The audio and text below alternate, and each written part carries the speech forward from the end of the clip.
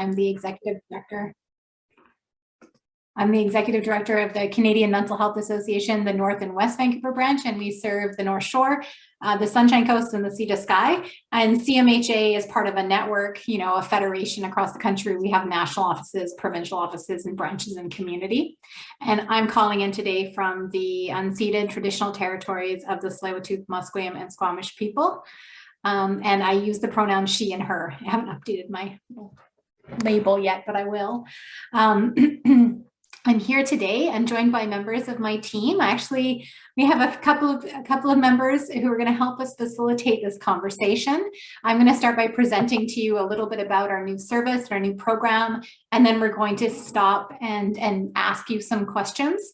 But as I go through the slides, please feel free to stop and ask questions. I'll try and go slowly so that, you know, if you do have questions along the way, that you have the opportunity to ask them, because it's probably not just you who has that question.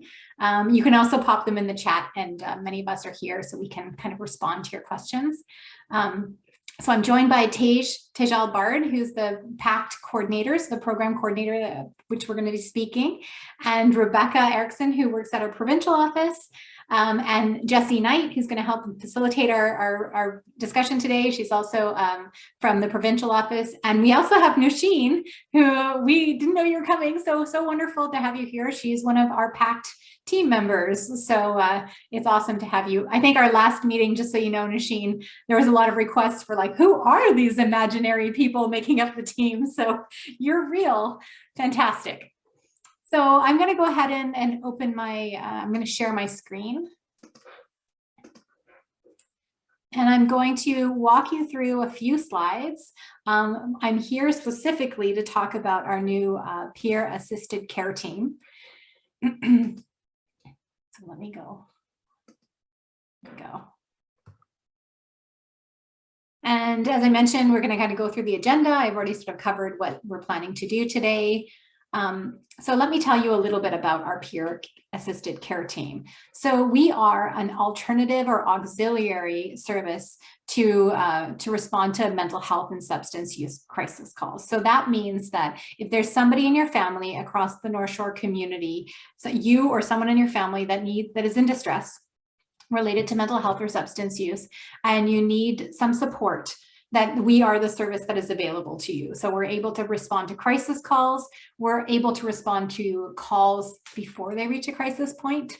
What we do is we have a team of experts and professionals and peers, and we always send out a mental health professional. So that may be a clinician, a social worker, or someone similar, and a trained peer.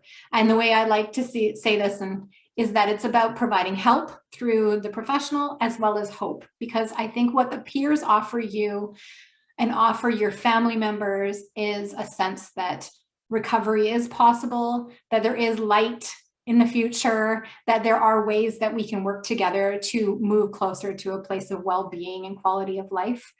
So our teams come out and they come to where you are, come to your homes. They may meet you in coffee shops. They may meet you in community centers. They may come to the emergency room or the Hope Center or wherever it is that you need their assistance. We are striving to provide culturally safe support to North Shore residents, because we have done quite a lot of community consultation, and we realize that there are many people that have fears around accessing the current crisis system, which is calling 911 or going to the emergency room. That's not always a safe space for everyone. And healing doesn't always come in the way that our Western models have sort of put forward for us. Our goal, and we'll go through a few more of these goals, but we are trying to keep people who are living with mental illness or substance use connected to communities and voluntary mental health services. So it's a wonderful opportunity to be here with Pathways today, because they have provided so much support to families and communities across the North Shore, or individuals across the North Shore. So when we built this system, I'll talk a little bit about how it came to be in terms of this service, but our goals are to reduce police contacts and increase uptake of voluntary services. We want to provide outreach to impacted communities and public education so that people know that they can call for help when they need it. They don't need to wait until something is very, very dire or severe. Our goal is to identify some service gaps and barriers that prevent people from accessing care. Like, we really want to work towards prevention. We want to map existing services to improve navigation. So I think in our last session with some of your peers at Pathways, we talked about how we would act as a bridge to existing services across the community. And lastly, we are doing quite a lot of evaluation because we really want to show that a model like this can work, and we need obviously your input to make it work. But our goal is to build an evidence base so that other communities can pilot similar initiatives. Let me tell you a little bit about how this all came to be. So, right now, this service launched on November 4th, and but prior to that, there was a long process involved in bringing it to fruition. So we started off by having some informal conversations, and actually Pathways has been a big part of those informal conversations with first responders and really talking about mental health crisis supports. And so we had started having conversations with the RCMP. We'd done a couple of ride-alongs. At the same time, our provincial office of CMHA had been doing a lot of research into police responses and how to educate police teams and what are the other alternatives. And so we came together to really start to build a community planning table on the North Shore. And we brought together representatives from Tsleil-Waututh Nation, from the RCMP, West Van Police, some of the municipalities had independent representatives there. We had family members, people with lived experience, the North Shore Multicultural Services group. And we started to talk about like what a different kind of response could look like. So that was the first step. And then we realized that there were many people that were missing from that table. And there was a much bigger conversation that we needed to have with, representatives from the Farsi speaking community, with LGBTQ2S+ community members, with youth, with family members, because one family member can't speak to everyone's experiences. So we really started to broaden our outreach and started to have many, many more community conversations. We met with the Ismaili community and, the Iranian Foundation, and we met with different First Nations communities, and, and we started to hear from them about what it is that they're looking for. And we've had about 30 to 40 community consultations and lots of, one-on-one meetings with different organizations as well.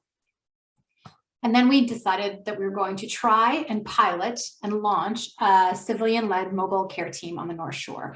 So I'm going to share a poster with you that shares a little bit of information, I think, in a second. Here we go. Just about what it is that this team looks like. So right now, this service is available Thursday, Friday, Saturday, Sunday from 6 p.m. until midnight. And anyone can call across the North Shore community to access this service. There are 2 phone numbers. You can text or you can phone. It's available to adults over the age of, or in youth as well, over the age of 13. I think some of the things that came through our previous conversation where it was that we will not go to someone's home or go assist someone who doesn't know we're coming. That's a big thing. Just to answer that question right off the bat. I mean, I think family members can definitely think, okay, well, this person, I haven't seen them. They're struggling with isolation. We know they have anxiety. Maybe they have depressive symptoms and they really need someone to check on them. What you can either do is refer them to call us directly and we can come and have a conversation with them. Or you can call us and say, I really want you to check on this person, not as a wellness check, but just kind of as a health, connection point. And then we will call them and say, hi, would you like us to come and say hello and just get to know you a little bit better and help you navigate next steps. So there's different ways that people can reach out to us. We have also had many conversations with the police, and one of the big identifiers from the police was that they often go support families, and a family will call and say, let's say my older child is experiencing, thoughts of suicide, and then the police will go in and they'll say, okay, well, we're going to take this person to the emergency room and get them assessed by a psychiatrist and everything else. And they walk away and they take the youth who's like an older youth with them, and they leave the family at home, and the family is in distress, because I think these crises don't just happen to one person in a family, they happen to the whole family. So everyone's very on high alert. They don't know what's going on. They don't know how to navigate this, especially if they come from a different part of the world. This may have never been part of their experience before. They don't know the health system. They may struggle with language. And the police often take the individual with them, and they know that they are leaving. It's a bit of a moral quandary for the police to leave this family in crisis. And so what we're trying to do with the police is really build a connection so that they can say, can I call this team for you? They can come and sit with you, help you navigate next steps, help you understand what's going to happen with your young person that's now going to the hospital, how to navigate community services. So I think we're planning on coming in on the back end, and then also just coming in before things really escalate. So the reasons people might call us are, thoughts of suicide or self-harm, families experiencing significant challenges, a substance use disorder. We have peers on our team that have experience with recovery from substance use disorders, people experiencing like psychosis or a loss of reality, and maybe needing someone to go with them to the emergency room. Our peers can help with that. People experiencing feelings of hopelessness, like feeling significantly isolated, experiencing fear and anxiety. So those are just some of the, and if you don't know if it's the right service, you're welcome to call us and ask. Like, you don't have to, it's not a comprehensive list, and mental health is very broad. Yeah, I think the only thing I didn't mention as we move through this is that we are planning on looking at this as a pilot. This is a trial. We're trying this in our community. We believe that it will work, and we believe it's needed.